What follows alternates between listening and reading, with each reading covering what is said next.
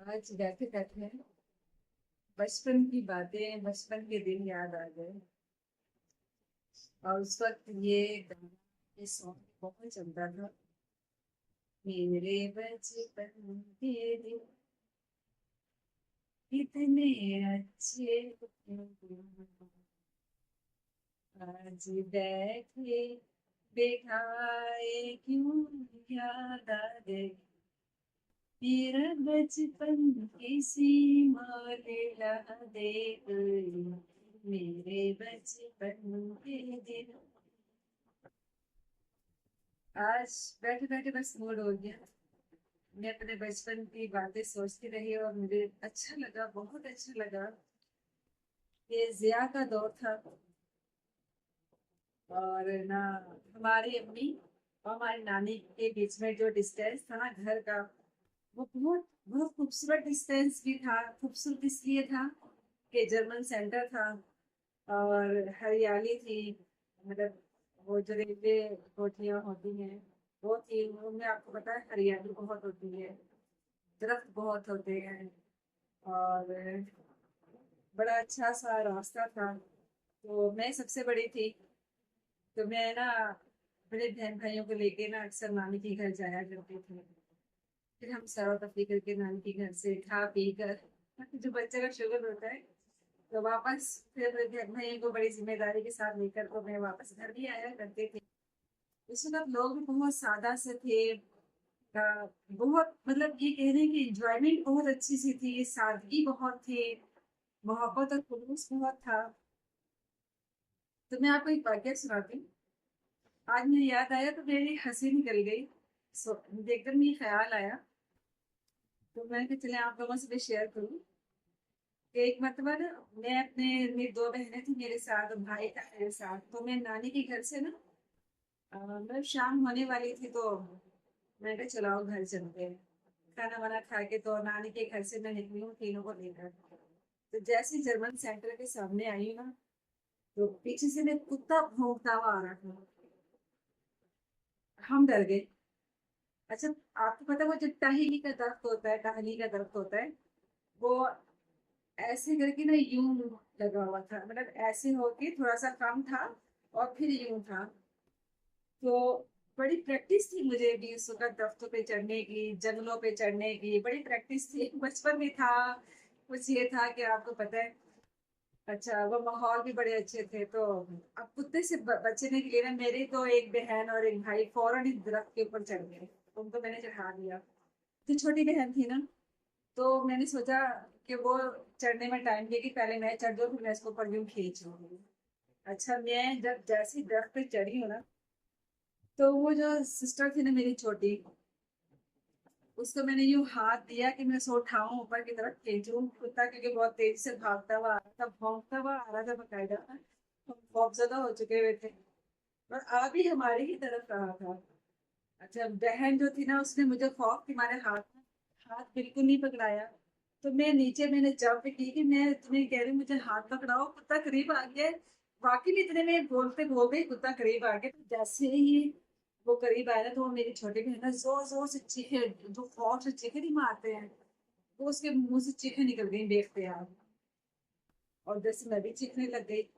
अच्छा, हमारी चीखों पुकार सुन के ना कुत्ता जो भौंकता हुआ आया था ना हमारी तरफ, वो वहीं पे खड़ा हो गया। वो सीन ना अभी भी आंखों से नहीं निकल गया। वो खड़ा हो गया, तुम भी हिला रहा है और हम ही करके देख रहा है, तुम हिला रहा है अपनी और हमें देख रहा है। और हम दोनों बहनें चीखे मार रही हैं जोर जोर से। और थोड़ी देर हुई है वो ऐसे मुड़ा और और ऐसे से आराम आराम से जाना शुरू हो गया। हमने कहा अल्लाह तेरा शुक्र है बच गए।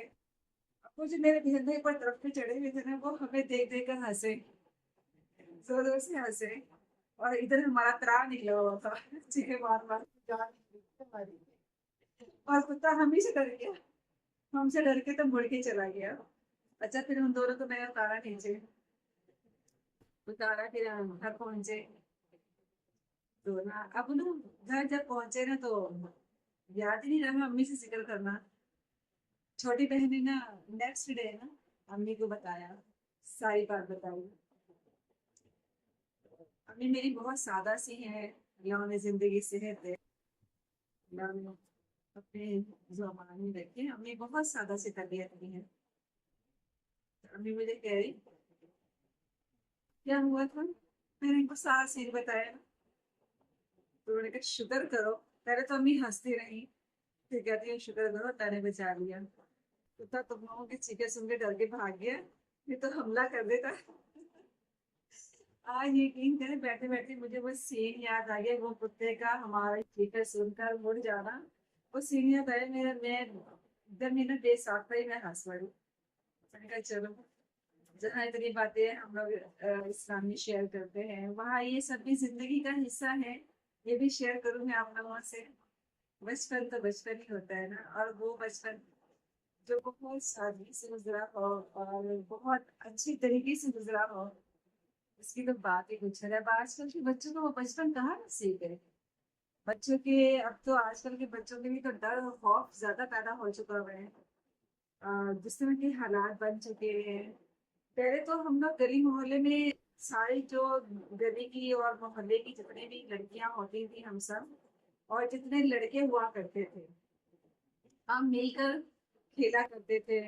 कभी हम बर्फ पानी खेल रहे हैं, कभी हम लोग वो पकड़ पकड़ाई खेल रहे हैं, कभी हम लोग जी वो कहते नहीं है कि वो क्या कहते हैं, स्टापो खेल रहे हैं। लड़ाई भी हुआ करती थी, लेकिन वो माहौल अब नहीं रहा। वो ज़िया का दौर था, बहुत अच्छा दौर था। और उसमें ये भी बहुत खूबसूरत बात थी ना, कि कोई किसी के बच्चों के अंदर कोई गलत बात जब देखता था, मतलब गलतियां तो बच्चे करते ही है ना। बोलने में भी गलतियां कर जाते हैं, बाज बात अमलन भी गलतियां कर जाते हैं, क्योंकि बच्चों को तो पता नहीं होता ना क्या सही है क्या गलत है। तो जब वो गलत करेंगे तो उनको समझाया जाएगा, रोका जाएगा, बताया जाएगा। इसलिए तो बच्चे को बच्चा कहा जाता है। तो पहले के दौर में ये बड़ी खासियत थी कि जब कोई बच्चा गलत बात कर बैठता था, या कोई अम्मा कोई मतलब कुछ कर बैठता था, तो जरूरी नहीं कि अपने घर के बच्चे से बड़े समझाते थे, बाहर के बड़े भी समझा दिया करते थे। और उनके समझाने का स्टाइल बड़ा अच्छा होता था। एक तो वो ओए करके बच्चे को बुलाते नहीं थे, बात नहीं करते थे। उन्हें देखना बच्चे ने कोई गलत बात की है ना, ऐसे नहीं कहते बेटा, ऐसे नहीं कहते, ये बात गलत होती है। और पंजाबी में उन्होंने कहना आदत इंच नहीं कही था ਹੁੰਦਾ, ये गल्ला गलत होंदियां ने, किधरों सीखियां ने। मतलब उनका एक स्टाइल, उसमें मोहब्बत भी है, उसमें मुखलसी भी है, और समझाने का तरीकेकार भी होता था ना, कि बच्चे समझ जाते थे हाँ ये बातें गलत है, ये चीजें गलत है, और ये सब गलत है। फिर नशोनुमा भी अच्छी होना, और परवरिश भी अच्छी हो रही है, घर से भी बाहर से भी। अब वो माहौल नहीं रहा। अब कोई किसी के बच्चे को बच्चा समझता ही नहीं है। अगर किसी के बच्चे ने कोई गलती कर दी है ना, तो उसको इस तरह से तंजिया देखना, नफरत से देखना, हकारत से डांटना, मतलब अपने आप को कुछ समझना, और तेरी तो ऐसी की तैसी, मतलब ये अंदाज इख्तियार कर दिए लोगों ने। जबकि ये अंदाज नहीं होने चाहिए। हमें ऐसा अपने आप को बनाना ही नहीं चाहिए। हमें तो अपने आप को ऐसा बना लेना चाहिए कि जो बड़ों में एक शफकत बच्चे ढूंढ रहे होते हैं ना, कि बच्चों में बड़े, एक बंदा बड़ा है या ये खातून है चाहे ये मर्द है, ये बड़े हैं, जो बड़ों में एक शफकत बच्चे ढूंढ रहे होते हैं ना, वो शफकत कहीं गुम हो गई है।